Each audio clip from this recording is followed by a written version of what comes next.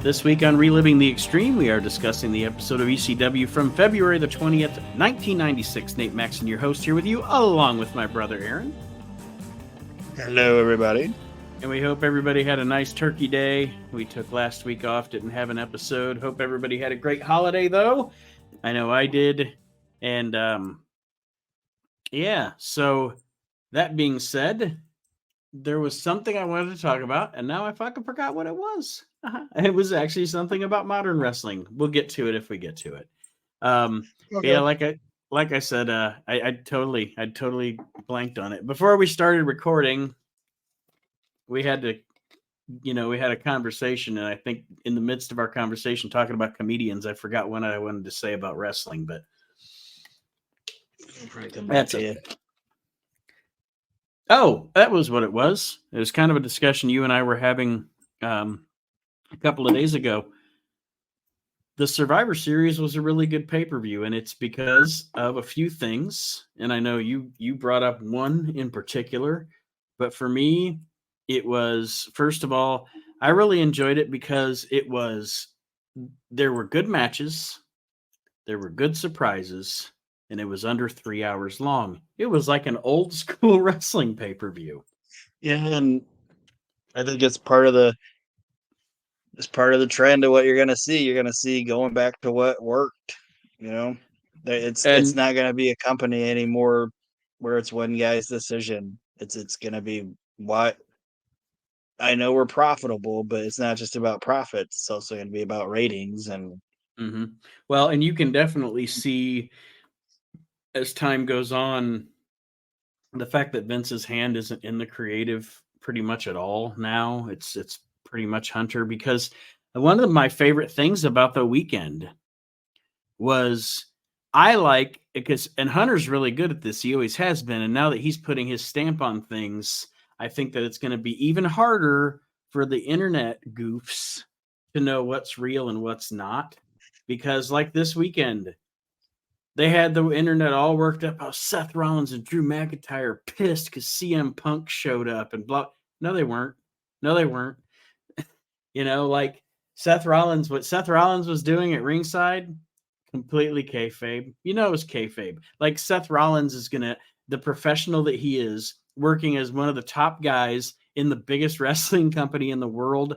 He's not going to act like a fucking brat like that without it being somewhat approved. You know what I mean? Like, and it's also the WWE, so it's like I don't like that guy. I'd be like, okay, that's fine, and they're like that. It's like I might not necessarily like this guy, but we're all here to fucking make money, and if we're not willing to make the company money and do what they want us to do, then we're not gonna be here. You know what I mean? And yeah, I think that a lot of the people that like I believe that Seth Rollins doesn't like CM Punk in real life. Like I don't think they're buddies or anything like that. I don't even know about that because shit, anything that happened between them was a fucking decade ago. People change. You know what I mean? Like, yeah, but I don't think someone.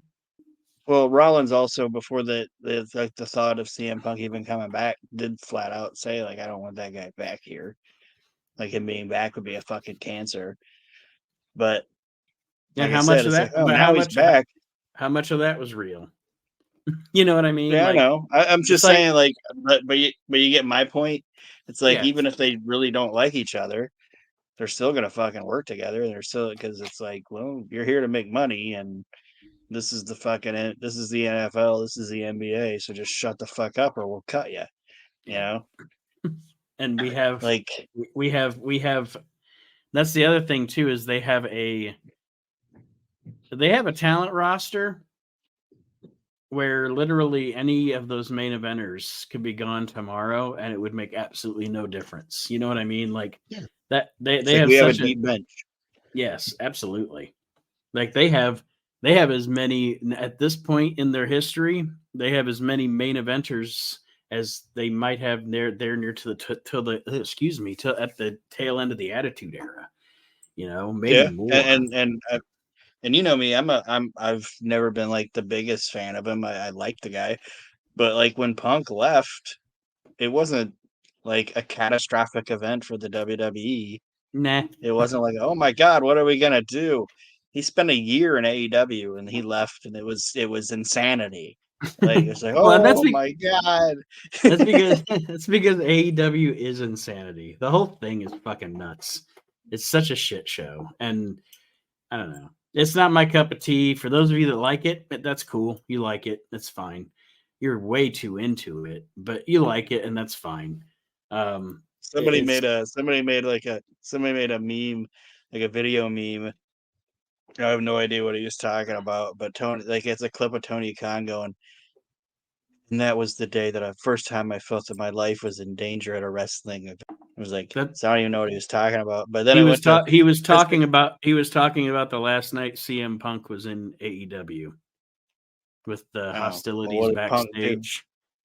Oh, well, then they go to Vince and they're like, Vince's actual life being in jeopardy at a wrestling event. And it's that thing when Brock comes through the curtain and throws that belt right at his fucking head.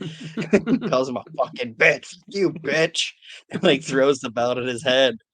And it's like, you want it? Come get it. It's a man's company. You know what I mean? Like, yeah, this is definitely an say, alpha say, what, male kind of company. Yes. say what you want to say about Vince. Even old Vince. He's what, 77, So 78? I think 78.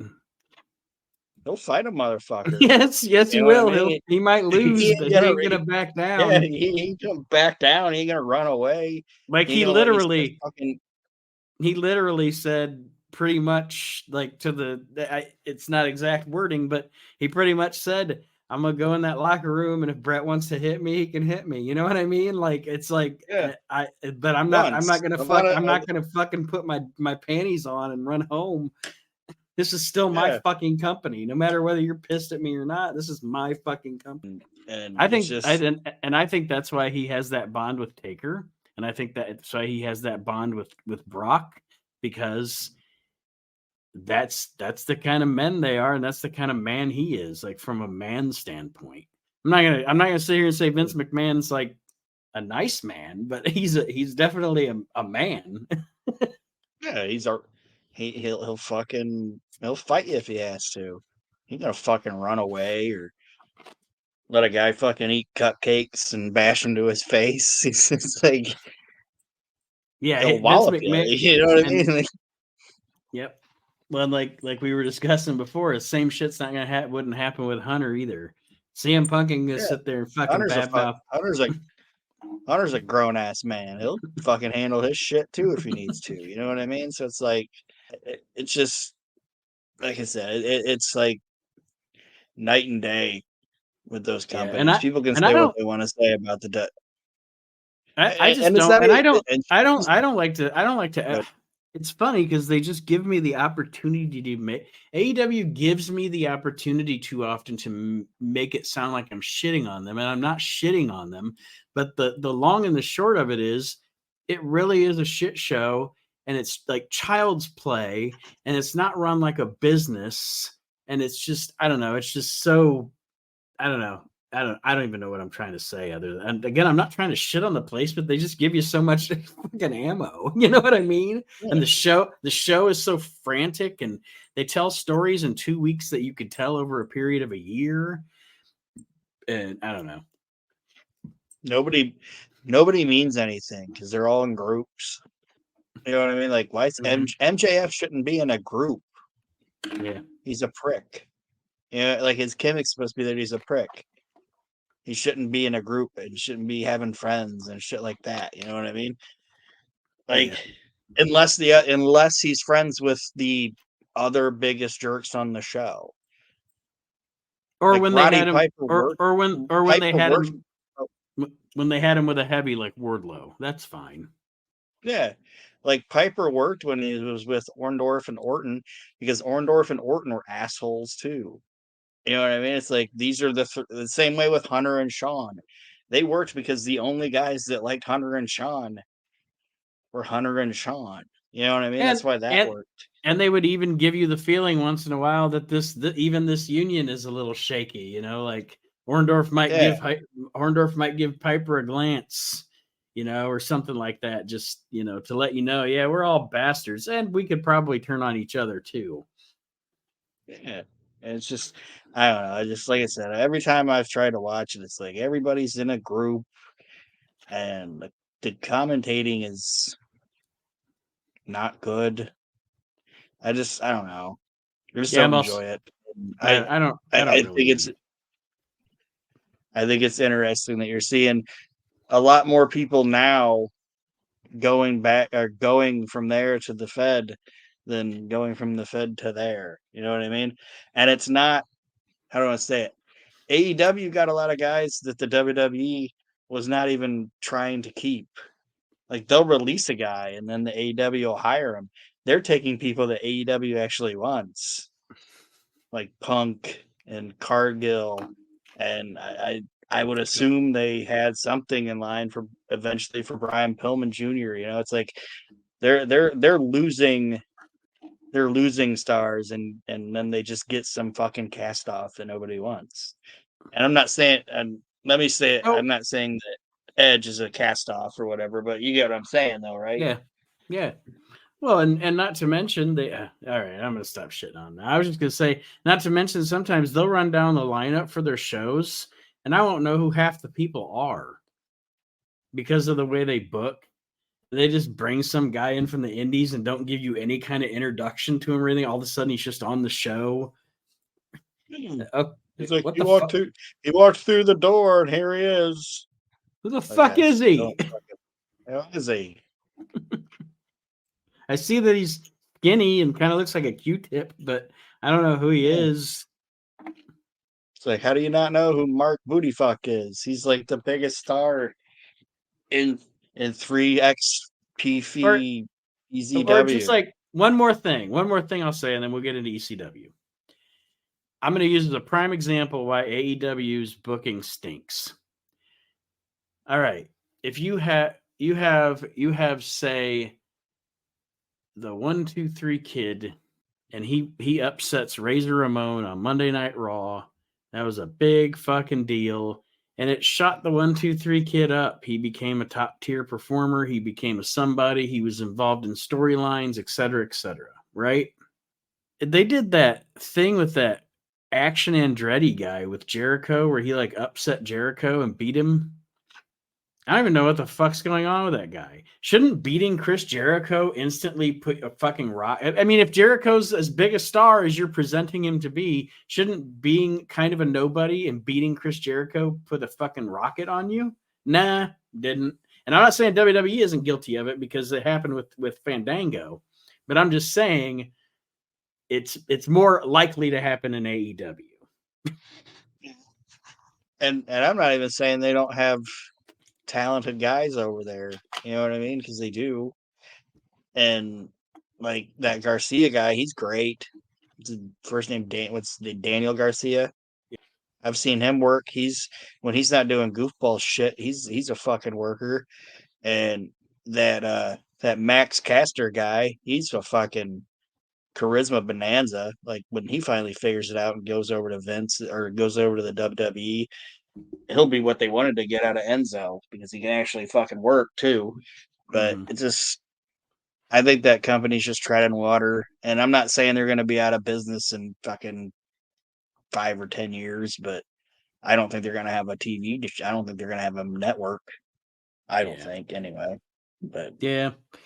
Well, it's the story of the past 22 years since the WCW went out of business. It's always somebody's going to take out the WWE, and it never happens. 20, 30 years from now, two other kids are going to be doing the Reliving the Elite podcast or whatever the next thing is, and it'll be them bitching about or making fun of old AEW. But anyway, Well, like I said, February 20th, 1996 episode of ECW. We open up with Sandman with his new squeeze, Missy Hyatt, and of course they're doing the making the big stick explode gimmick here. And I mean, it's ECW, it's 1996, it's Missy Hyatt and the Sandman. It's pretty much what you expect. Yeah, and I'm not gonna complain about the 93 through 96 Missy Hyatt being on my TV. It's when she was her hottest. But that's setting up the beginning of the show, and then we go to footage from a 6-man tag team match. It is the Dirt Bike Kid, Donnie Allen, and Dino Sendoff, and I forget what the Dirt Bike Kid wrestled as the last time. Shark Attack Kid. Shark Attack Kid, and I thought it was Dirt Bike Kid when we were talking about it, but yeah, I was right. The Dirt Bike Kid is here along with Donnie Allen and Dino Sendoff, and their opponents are Bad Crew, and they just call him Dread here on ECW. But if you ever looked, if you back in the day, if you ever looked at the old PWI 500s, this guy Judge Dread would always be somewhere down there in the 400s in the PWI 500, and that's who this was, teaming with the Bad Crew in this 6-man. Just a big fat slob. Yeah, a big. The whole team's big. He's one of those guys that's a big fat tall guy. Like he's big, fat, and tall. Yeah, and he's not even like say what you want to say about 911, but 911 was at least like, like jacked. Like I'm not saying he was like muscular, but he wasn't shaped like a pear. You know what I mean? Like Yeah. like Dread is shaped like a Bartlett pear, and he sucks, and he has like no definition. Yeah, I was gonna say Like that he's you can trying be to he's trying. Oh God. you can be big like 911, or even to a certain extent, say Ron Reese. You can be big like one of those guys and have some sort of build, and it looks intimidating. But a guy like this Dread guy, when you're big, tall, and like Aaron said, pear shaped, you don't look intimidating. You just look sloppy. Yeah. Like look at this big sloppy fuck up in the ring. I can't remember who was talking about it, but they talked about Ron Reese. And they said he was like a nice guy and everything, but everybody in WCW called him Rex because he was like super big, but he had like they're like, you're like a big, huge man, but you have like normal people arms. It's like your arms are like little people arms, but your body's like huge. They'd be like, "What's up, Rex?" And now that you say that, I see it in my head. I'm like, yeah, they're right. Oh yeah, you got normal people arms.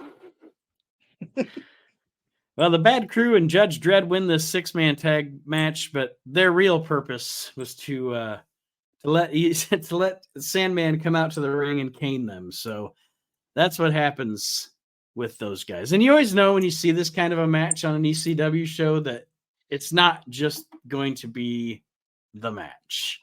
When you see Yeah, when you see it used to be it used. Yeah, go sorry. ahead. It was always the opening match, and it was usually the 911 spot, but 911's gone now. So now it's either going to be a toss up of you're either going to get Sandman, Taz, or down the line maybe New Jack to just come out and whip the shit out of somebody.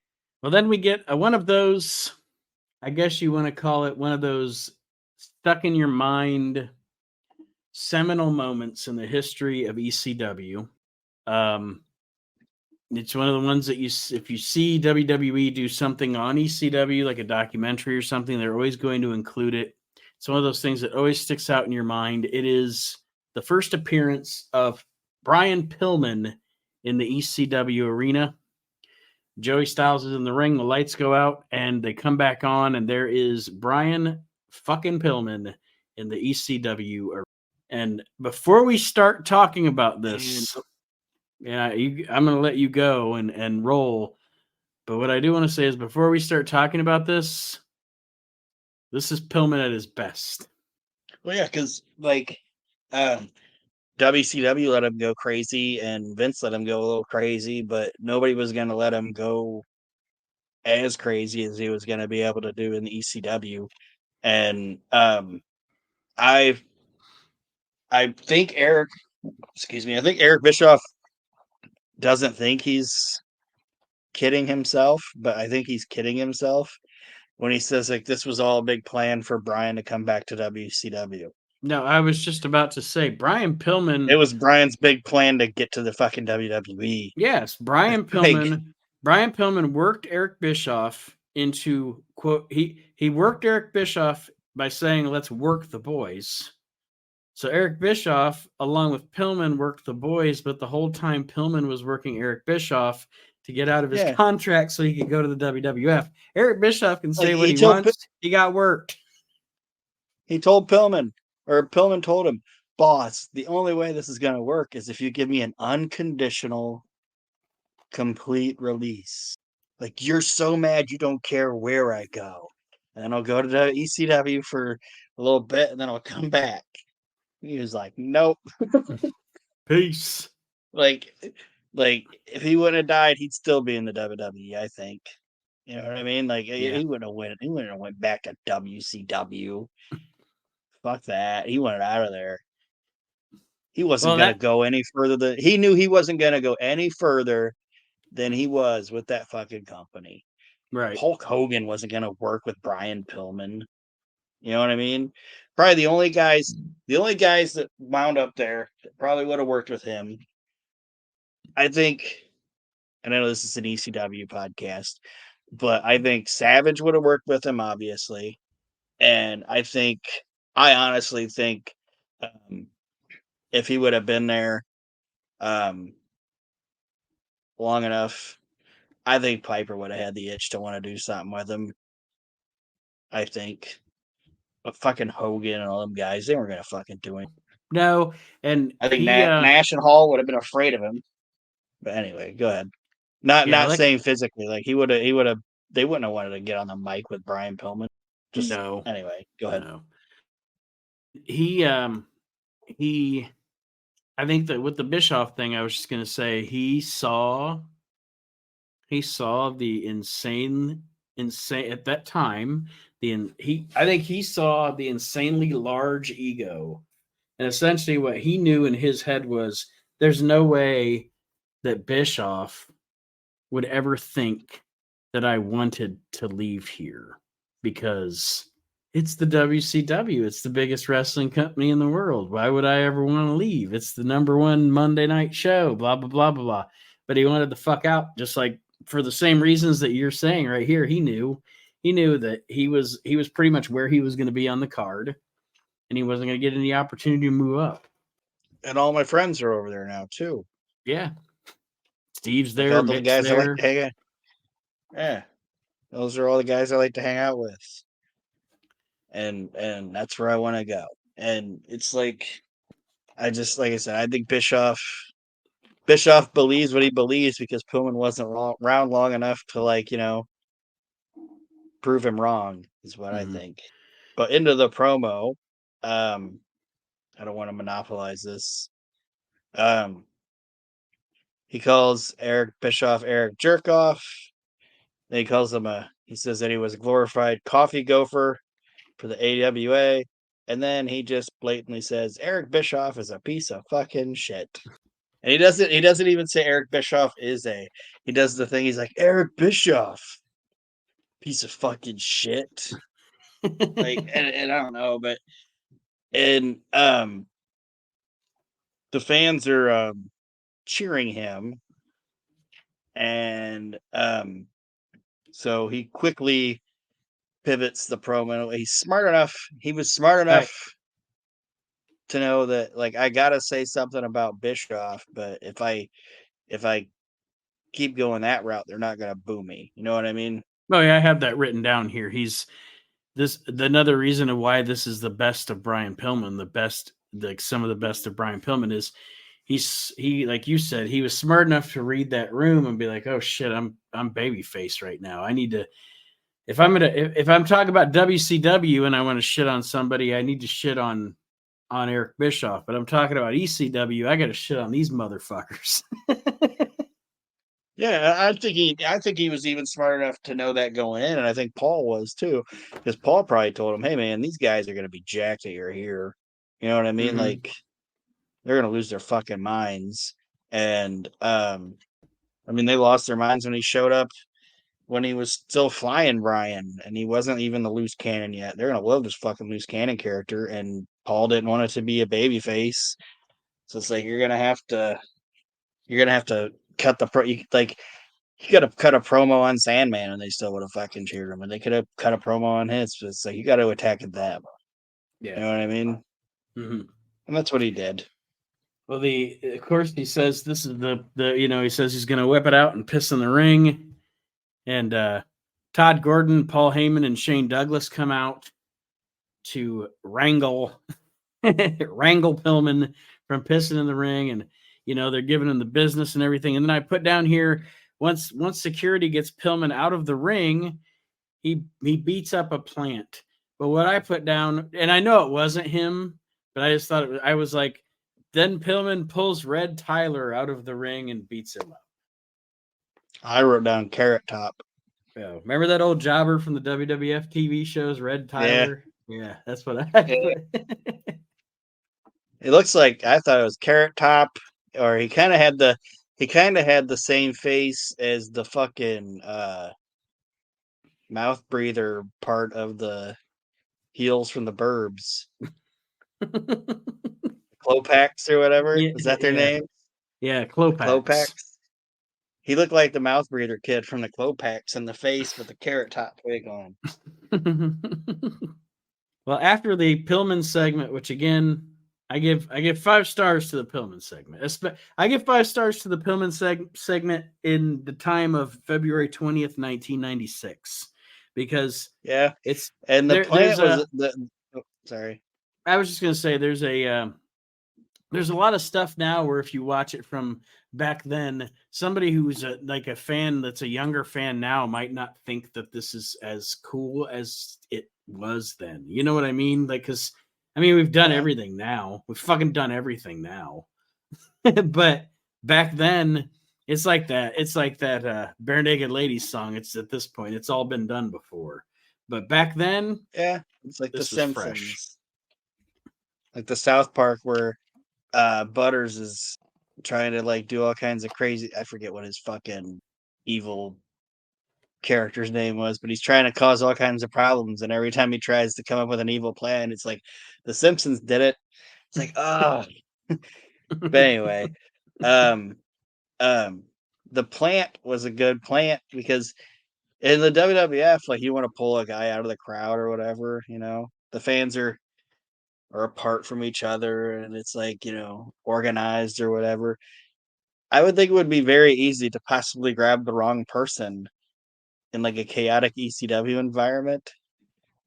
So they were like, hey, there's Jerry. He has a giant flowing mane of red hair. And like that guy made sure the entire time he was standing up over everybody and like flipping him off. Like, I'm the guy, like I'm the one. Like, it's like it would have been very easy for Pillman to grab the wrong guy and like a big cluster of people. Yeah. You know what I mean? But they were like, let's have that fucking guy. He needs to be He's obvious. He's way too hard to miss. So the next thing we have on the show, is Joey Styles giving us more of the narrative that Taz is the most hated man in pro wrestling. And then I wrote down here my biggest pop of the show. Is Bill Alfonso? Yes. Taz and Alfonso are cutting a promo.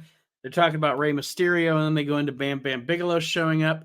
And Fonzie's like, once again, he just says, he doesn't say you're from the WWF. He just says you're WWF. But he goes, Bam Bam Bigelow, you're WWF. And there's nothing wrong with that. I like Vince McMahon. Vince paid 11 grand to send me to Betty Ford. But, and I fucking popped, man. I fucking popped. He was like, I like Vince McMahon. He spent 11 grand to send me to Betty Ford. Yeah, Betty Ford. And now I'm eating steaks and getting massage parlors every day. So, yeah.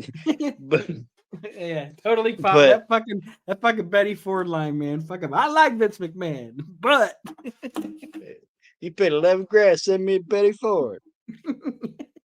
And then I like that he said, I eat steaks and go to massage parlors every day. I don't know why that was funny to me. Every day. And I also think it's funny too that once he hooked up with Taz and started making all that money and shit, he didn't care about like violence or anything anymore. Like they've gotten rid of the whole like I'm State enforcing the rule. athletic commission. Yeah, Yeah. yeah. It's like fuck that. This is where the money's at, breaking people's necks and shit. Yeah, that bet I wrote that Betty Fork shit down too because that was funny. And it's the way he presents it too, like just in his Fonzie way of cutting the promo, Very matter of fact. Yes. Not ashamed of it. Not at all. Not at all. But yeah, it was an effective promo from Fonzie and Taz.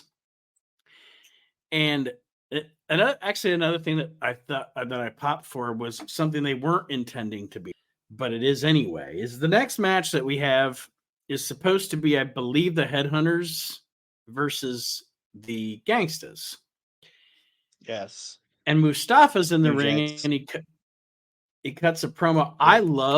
I love that, like New Jack and Mustafa, both of them, since they've been in ECW, both of them have had like, a separated shoulder or a pop knee or something like that. So they've been on the shelf for a couple of weeks or whatever. But I love that with the Gangstas gimmick, every time somebody's injured and can't make the show, the story is they're incarcerated.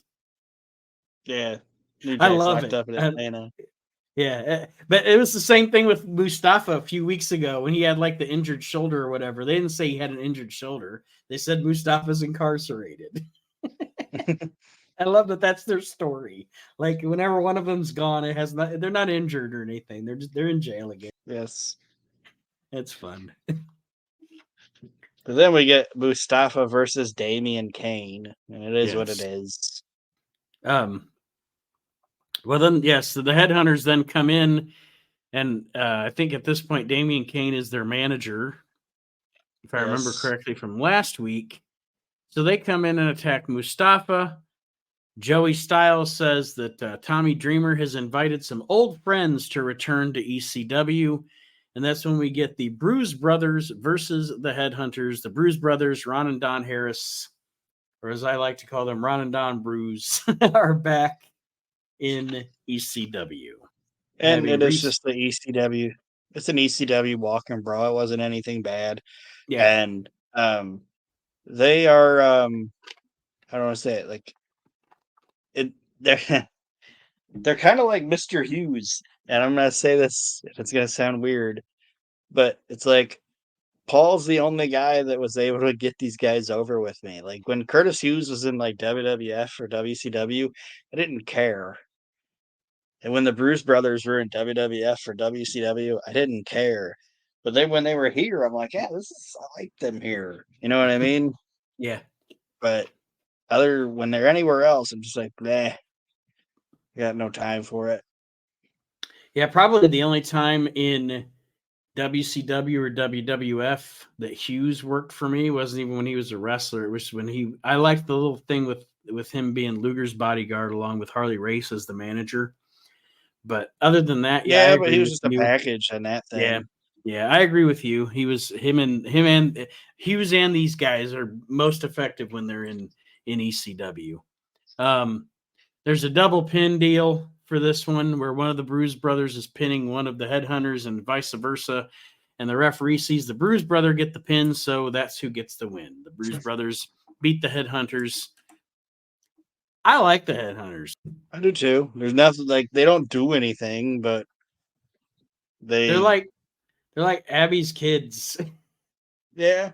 Like I said, they don't really do anything, but they don't do it. But the little bit that they do isn't bad, Mm-hmm. And I don't think they're a team that you'd want around for like years and years and years. But they're like bring them in for a couple months, get them out. Bring them in for a couple months, get them out, because eventually it's just gonna get stale, right? But having around and leaving them and letting them be them for a little bit, I don't think it's a bad thing. I got no beef with them.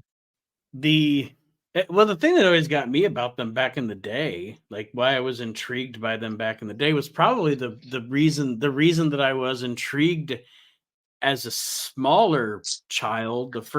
The first time I remember the first time I ever, as a kid, saw Abdullah the Butcher on TV. Because, I mean, we lived in Ohio. We didn't get world class back in the 80s, but we did have cable and we did have TBS. And I remember the first time I ever saw Abdullah the Butcher in my life. I was He was no good. He fucking stunk in the ring, but it didn't matter. He was so intriguing. Like there's nobody else that looks like this guy. There's nobody else that acts like this guy. I was just a little dude with my jaw on the floor looking at this, whatever the fuck this man is. And that's kind of how I feel about the Headhunters is they just have a unique look, like nobody has ever Yeah. looked or been like them since. And Abby didn't do anything really, but it's what he did between not doing anything that made him good. Yeah. Like he would walk chaotic. You know what I mean? Like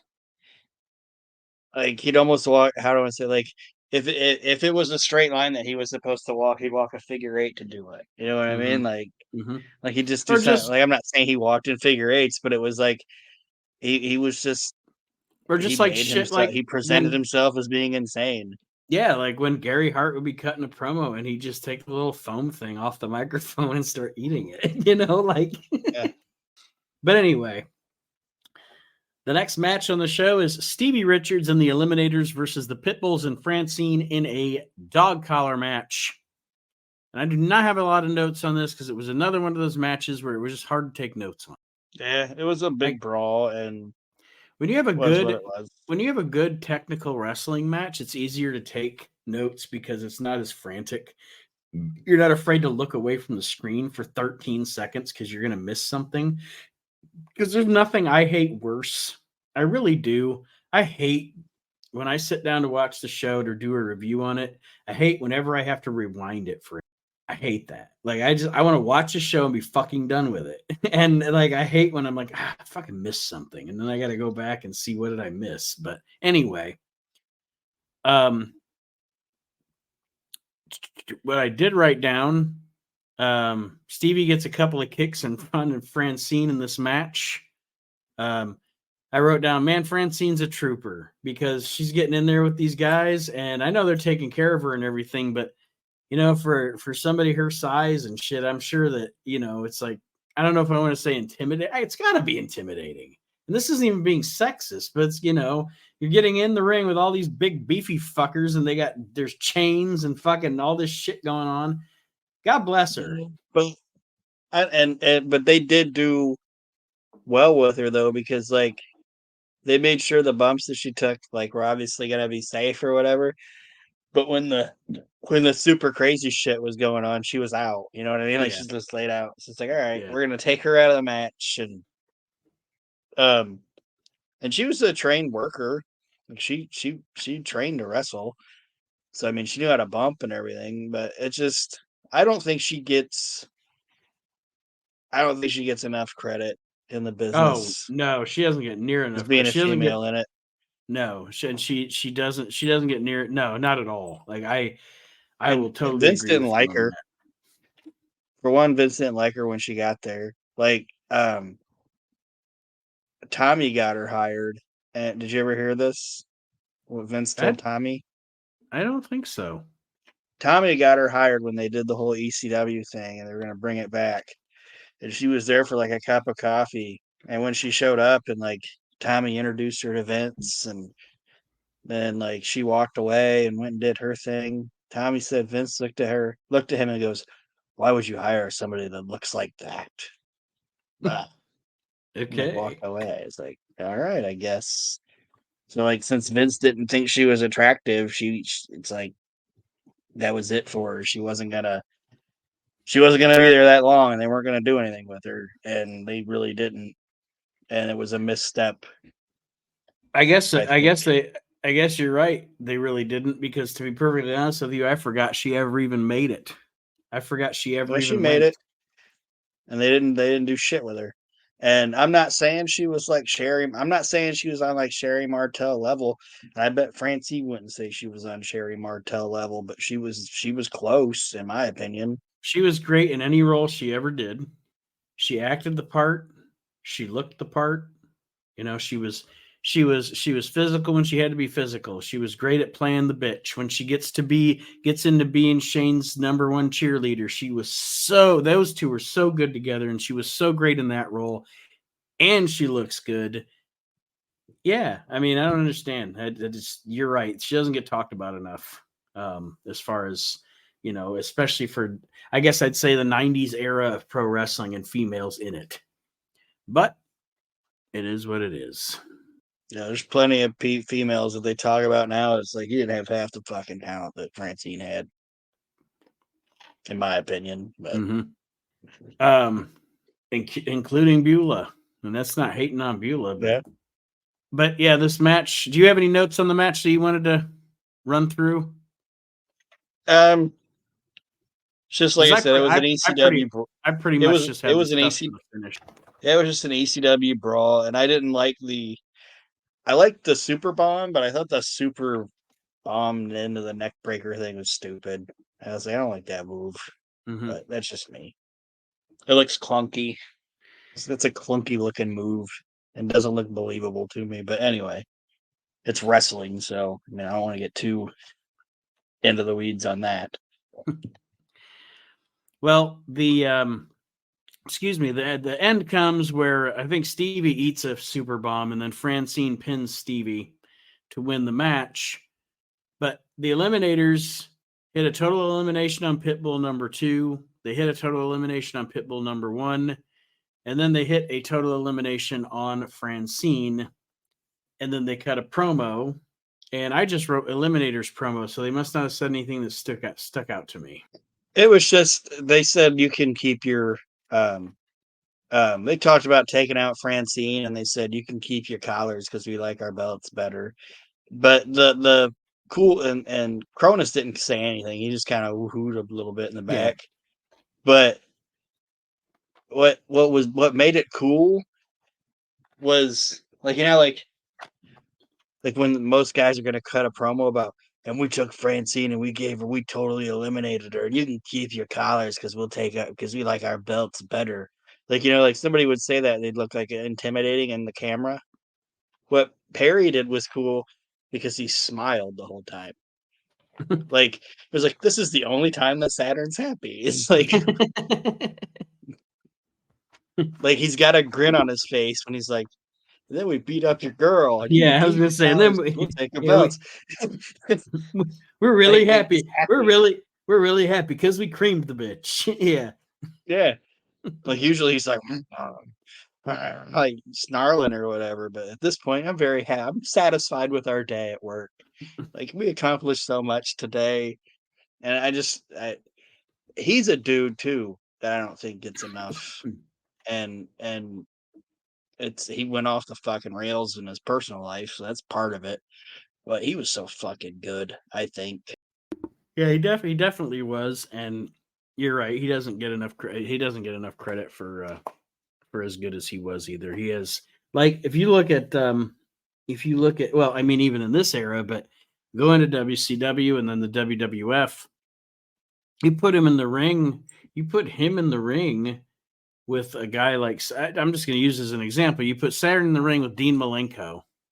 You can say a lot of times with a lot of different wrestlers, and this isn't hating on him, it's just the way it is.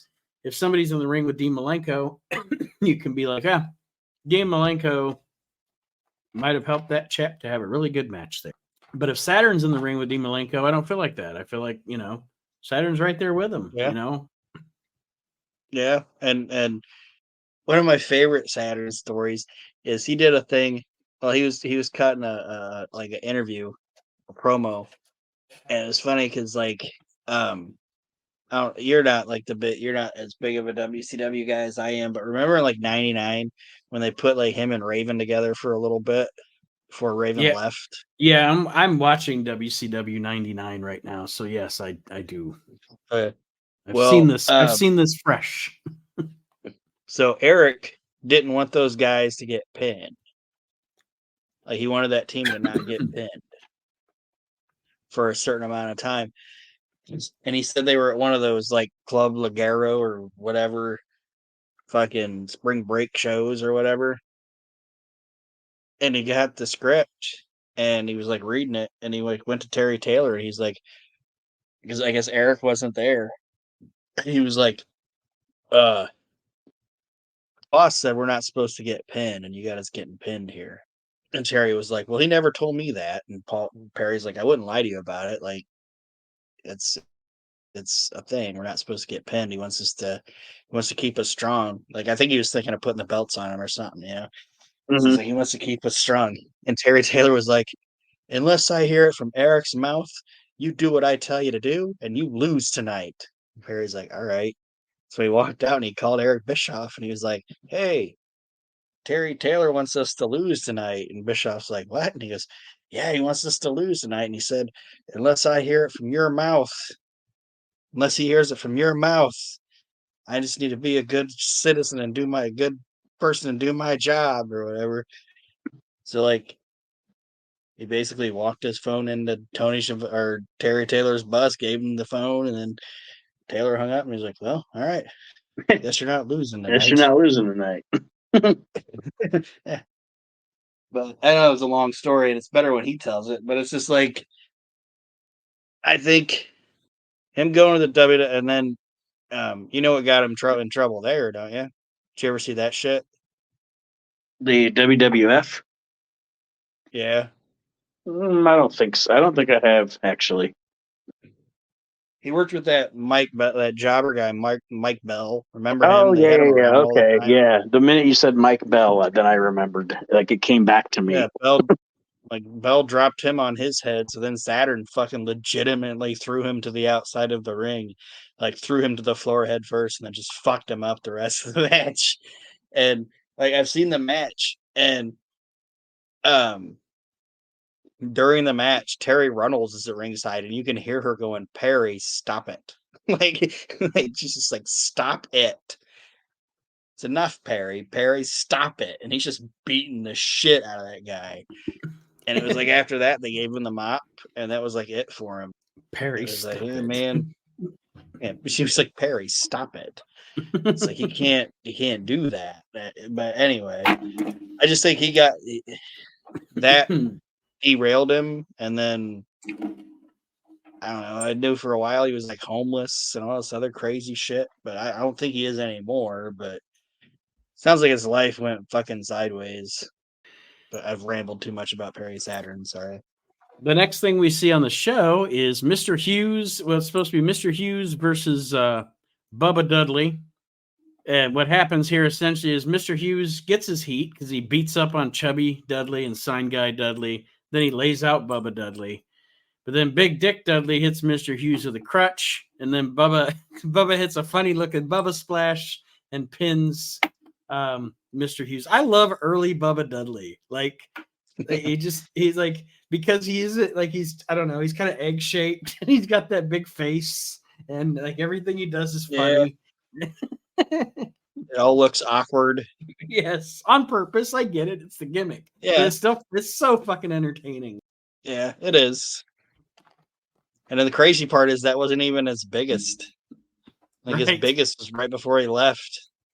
He was huge at that point. Huge.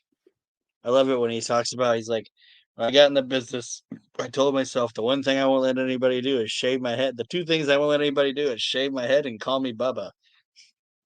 He's like, then I got to Paul. Paul was like, we're gonna shave your head and call you Bubba. It's like, oh shit, okay. All right. Guess we're doing this. And you know what? Almost 30 years later, I'm sure he doesn't regret that Shaved decision head? at all. Nope. Well, the last thing we see on this show is a segment where Joey Styles is going to do an interview with Put Upon Tommy Dreamer. Dreamer comes out in a sling, and like, Yeah. there's nothing worse. I really, honest to God, like, there's nothing worse than the the like high school acting chops of Tommy Dreamer when he's trying to act like dark Tommy Dreamer when he's feuding with Raven. Like it's like community college or high school theater. You know what I'm saying? Like It, I don't know. I totally agree. And um it made me get older to realize that Tommy wasn't that good. And The other problem too, and I've said it a couple times, is like in this feud, Tommy Dreamer is the bad guy. He didn't want anything to do with Beulah when they were at camp because she was a fat girl. But Raven hooked up with her and was friends with her, and then she comes back all of a sudden. She's hot now, and he's like, "Yeah, I want to get with that." And like Right. he cheats, like he helps her cheat, like he impregnates her. It's like, huh? If this was, if you told somebody, if you read that story to somebody that wasn't a wrestling fan, they'd be like, "That poor Raven. I can't believe what happened to that guy." Right. You know what I mean?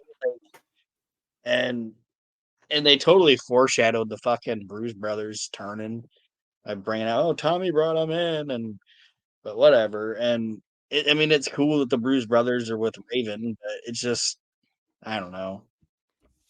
Yeah, essentially, really quick, what happens here is Tommy Dreamer comes out, talks about how he hurt his arm in a match with Raven.